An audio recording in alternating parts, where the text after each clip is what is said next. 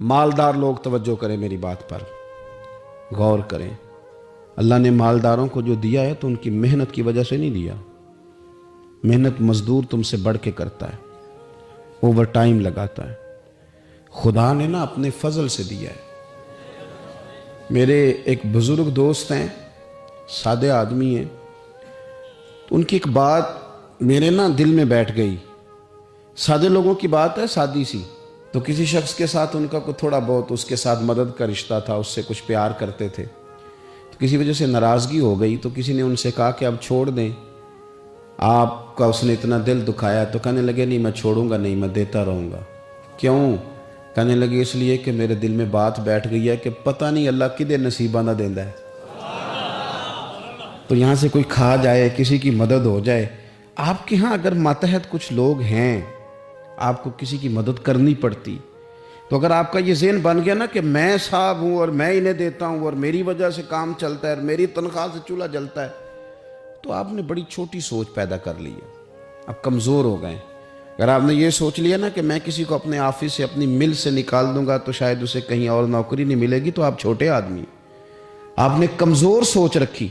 हदीस पाक सुनेंगे तो दिल ठंडा होगा।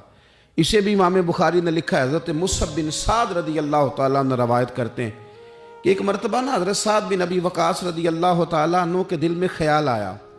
मालदार आदमी थे ना हज़रत साद बिन अबी वक़ास, और बड़े जर्नैल थे। तो दिल में ख्याल आया कि देखो ना, अल्लाह ताला ने हमें गरीबों पर फजीलत दे दी है माल और दौलत की वजह से। ख्याल आ जाता है ना। हज़रत मुसअब बिन साद रदी अल्लाह तआला अन्हु फरमाते हैं उनके दिल में ख्याल आया, दिल में ख्याल आया कि देखो अल्लाह ने फिर हमें फजीलत वाला बनाया, तो इसीलिए अल्लाह ने हमें पैसे दिए ना। अल्लाह ने हमें कुछ बनाया है तो फिर ही अल्लाह ने दौलत ज़्यादा दी है ना। तो फरमाते हैं नबी करीम सल्लल्लाहु ताला अलैहि वसल्लम ने उनसे फरमाया, याद रखो तुम्हें ना तुम्हारे कमज़ोर और गरीब लोगों के वसीले की वजह से रोज़ी दी जाती है। अमीरों, तुम्हें जो नवाजा जाता है ना, तो ये गरीबों के सदके, ज़ईफ़ों के सदके, कमज़ोरों के सदके, ये उन गरीबों के सदके तुम्हें नवाजा जाता है और फिर तुम्हारे जिम्मे लगाया जाता है कि तुमने ज़कात देनी है, तुमने सदक़ात देने हैं, तुमने इन पर खर्च करना है, तुम्हें इनके सदके मिल रहा है, इनके सदके। एक सोच ये है कि अल्लाह ने मुझे माल दिया है तो किसी वजह से दिया है, और एक सोच ये है कि मेरी फैक्ट्री में पता नहीं कौन सा गरीब लोग है जिसकी वजह से फैक्ट्री चल रही है। एक सोच ये है कि पता नहीं मेरे ऑफिस में कौन सा ऐसा शख्स है जिसकी वजह से निज़ाम चल रहा है। और एक सोच ये है कि मैं जागीरदार हूँ, तो पता नहीं कौन सा किसान है जो मेरे पास काम करता है, तो उसकी वजह से अल्लाह मुझे भी रोज़ी देता है। अगर ये ज़हन बन जाए, देखे ना, ये कारीगर है और ये अच्छा निज़ाम चलाने वाला है, एडमिनिस्ट्रेटर बहुत अच्छा है, मैनेजर बड़ा अच्छा है, ये निकल गया तो ख़राबी होगी। एक जहन ये है। और अगर जहन ये बन जाए कि ये बंदा गरीब है, ये मजबूर है, ये तंगदस्त है, इसके छोटे छोटे बच्चे हैं और मुझसे तनख्वाह लेके जाता है तो इसका काम चलता है, अगर ये छोड़ के चला गया ना, तो हो सकता है जो इसके ज़रिए रिज़्क़ आता है वो ना आए।